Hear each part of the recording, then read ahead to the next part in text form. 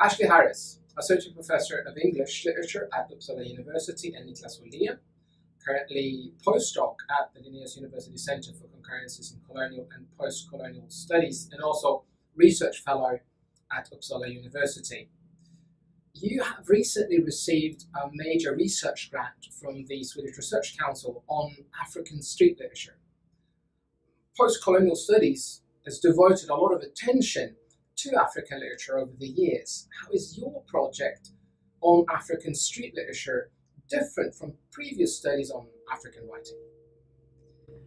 Well, I think, for one thing, the postcolonial studies has tended to focus on the novel as the ultimate form of the literary, as it were. And that's for a number of reasons. In part, it's because novels circulate globally. There's a sort of ease of access. So the postcolonial novel has been something that has allowed people to enter other kinds of contexts.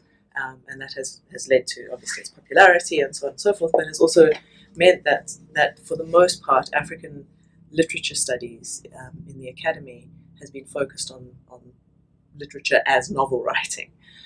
And our project is quite interested in thinking about emergent literary forms. So literature that is emerging in African cities, that is not circulating through the big multi-corporate kind of publishing literary industry as such.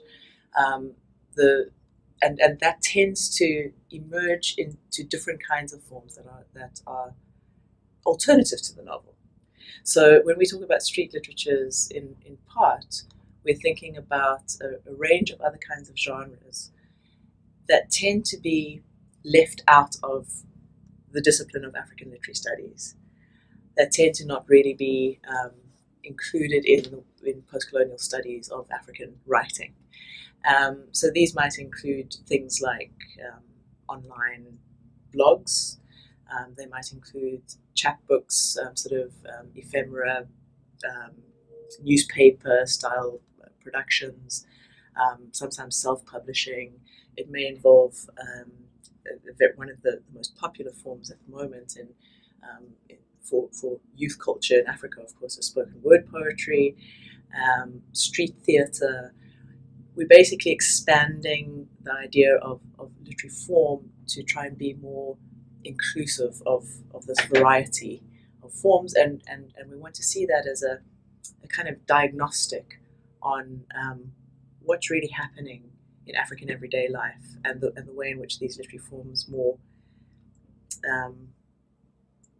the way they reflect that life, perhaps in some ways more closely than the novel form. Yeah, and methodologically, that means that we try to access a kind of material that we don't get through the sort of established infrastructure of world literature, which means that we have to sort of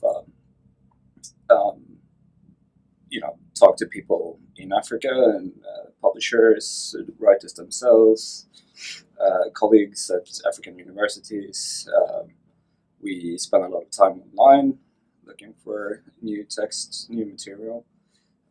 We're going to Joburg and Grahamstown and Harare in a couple of weeks to collect literature on the street, basically. And then later we'll be traveling to Nairobi and Lagos to do the same thing. So there's methodologically, unlike sort of standard postcolonial studies, perhaps, we feel that we have to borrow some of the methods from our anthropological colleagues in a way. We have to actually be in the spaces to access this material, which is not circulating in quite the same ways as the novel does, or at least a certain kind of novel does. And so that poses certain kinds of challenges, but we think it's also a set of challenges that makes this project something different to the kind of postcolonial literature that you're asking about. So the focus here is writing that occurs in African megacities like Johannesburg, Nairobi, and Lagos. So, in what way is that modern African city important to your project and to the literature that you're studying? It's absolutely crucial. So we are making use of anthropology as well as urban studies here, and a series of scholars who have looked at or have theorized the metropolis, the African metropolis, as a kind of a sort of version of the future of all cities. And by that, we're drawing on the Komarov's work here, on people like Rem Koolhaas, on various urban studies scholars.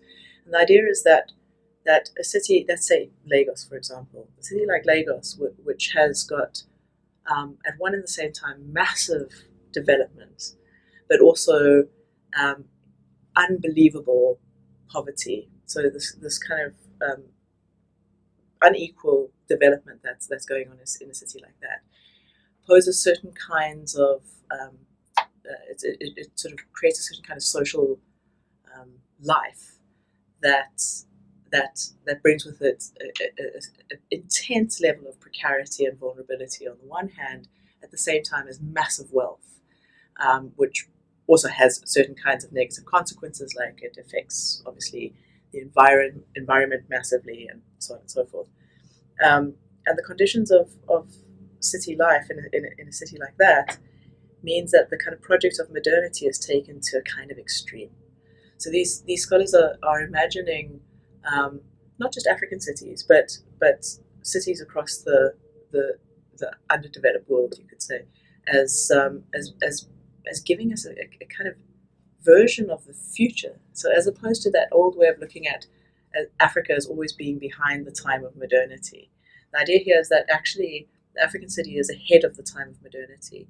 That as cities battle with increasing populations, with breakdowns of infrastructure, with increasing divisions in the kind of wealth gap, and so on and so forth, that the kinds of strategies of everyday life that you see emerging in African cities starts to become what we see in the cities of the global north, New York, London, so on and so forth.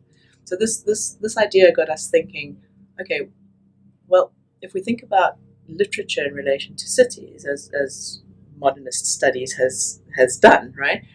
And we think about the way in which literary form responds to life in the city or urban life. What does it mean to imagine that a city like Lagos might be a template for the future of all cities? Well, for us as literary scholars, it might mean that we can kind of tap into where literature is going, basically. We're using that as a kind of as our sort of diagnostic, as it were, of the future of literary form. The project is subtitled "The Future of Literary Form," and that is to say, the novel emerges in a certain kind of environment. It emerges in a certain with a certain set of economic conditions, with a certain sense of people being able to, for example, have leisure time in order to read, with education levels that allow for that, for literacy, and so on and so forth. That's all enabled by certain social conditions. We're interested in asking, what are the social conditions in the African megacity now? And what kind of literary responses are we seeing in relation to that everyday life? So basically we see this emergent literature as sort of registering these sort of seismic shifts in the sort of phenomenology of everyday life in African megacities. Which is to say, environmental vulnerability, economic vulnerability, disease, so on and so forth. How these things are actively reshaping the forms of the literary, or the relevance of the literary, you could say. Is it still relevant to read novels in, Lagos today?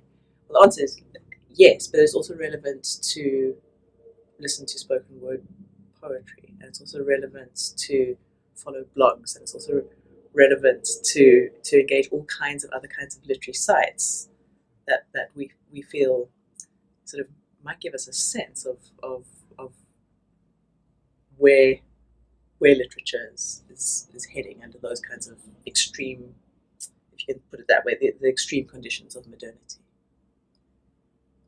And I guess what's implied in what we just said is that part of the sort of theoretical problem that we're trying to sort of unpack is the sort of representativeness of the contemporary African novel or contemporary African writing. What does it sort of register? And if you see the novel as a sort of a petrified literary form, then it might be that emergent forms are more sort of sensitive to these sort of phenomenological changes and transformations.